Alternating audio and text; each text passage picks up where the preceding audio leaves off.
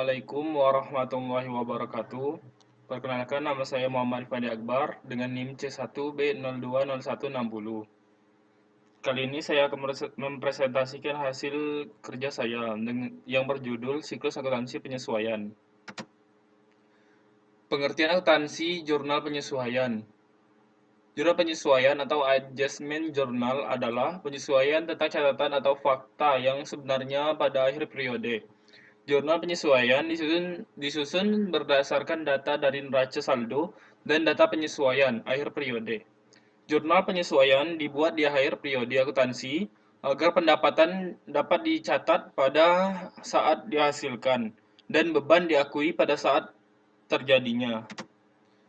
Fungsi jurnal penyesuaian. Pengertian fungsi jurnal penyesuaian adalah menetapkan saldo catatan akun buku besar pada akhir periode dan menghitung pendapatan dan beban yang sebenarnya selama periode yang bersangkutan. Adapun beberapa fungsi jurnal penyesuaian adalah sebagai berikut. A. Menetapkan saldo catatan akun buku besar pada akhir periode sehingga setiap perkiraan saldo real. Khususnya perkiraan harta dan kewajiban menunjukkan jumlah yang sebenarnya. B. Agar pada akhir periode akun real yaitu harta, kewajiban, dan modal menunjukkan keadaan yang sebenarnya. C. Agar akun-akun nominal yaitu akun pendapatan dan beban dapat diakui dalam suatu periode dan menunjukkan keadaan yang sebenarnya. Jenis jurnal akuntansi. A. Beban dibayar di muka atau prepaid expense. Jurnal penyesuaian beban dibayar di muka adalah beban yang sebenarnya harus dibayarkan setiap bulan, akan tetapi harus langsung dibayarkan sekaligus setahun atau beberapa tahun. Bila ditemukan jenis beban yang harus dibayarkan pada periode mendatang, maka harus ditetapkan dihitung sebagai beban pada periode bersangkutan. B. Beban penyusutan atau depreciation. Bila terdapat penyusutan nilai peralatan, maka harus dicatat sebagai beban depresiasi atau beban penyusutan oleh perusahaan seperti bangunan, kendaraan, serta benda-benda fisik lainnya. C. Beban terhutang atau accrued expense.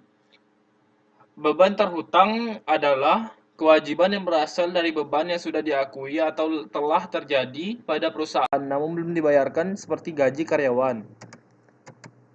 D. Pendapatan belum diterima atau accrued revenue.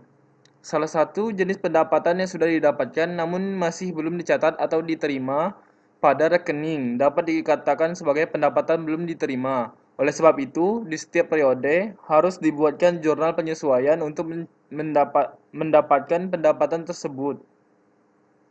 E. Pendapatan diterima di muka atau unearned net revenue. Masih banyak orang yang belum familiar dengan istilah unearned revenue. Tapi secara garis besarnya istilah ini dapat terkait dengan pendapatan diterima di muka.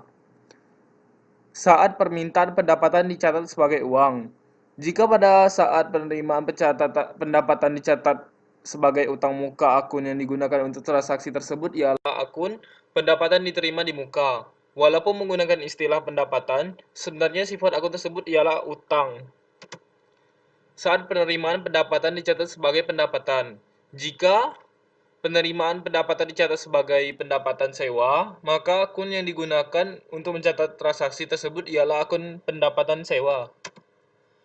Jurnal penyesuaian penghapusan piutang. Apabila terdapat piutang yang kemungkinan sudah tidak dapat ditagih dan berbagai upaya yang telah dilakukan, maka selanjutnya diputuskan untuk melakukan penghapusan piutang.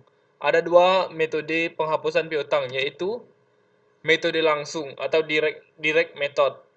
Dalam metode ini, setiap piutang dagang yang sudah diputuskan untuk dihapuskan langsung dibebankan di sebelah debit atau beban penghapusan piutang dan di sebelah kredit piutang. Metode tidak langsung atau indirected method. Dalam metode ini, pada akhir periode dilakukan penaksiran terhadap piutang yang tidak dapat tertagih dan dibuatkan AJP. Kesimpulan, jurnal penyesuaian merupakan jurnal penting dalam pencatatan akuntansi. Pada dasarnya, untuk pengelolaan akuntansi, setiap jurnalnya tentu penting. Namun, yang akan kita bahas adalah bagaimana dan seperti apa pentingnya sebuah jurnal itu. Kali ini kita akan membahas tentang pentingnya jurnal penyesuaian itu. Terima kasih, inilah hasil kerja saya. Wassalamualaikum warahmatullahi wabarakatuh.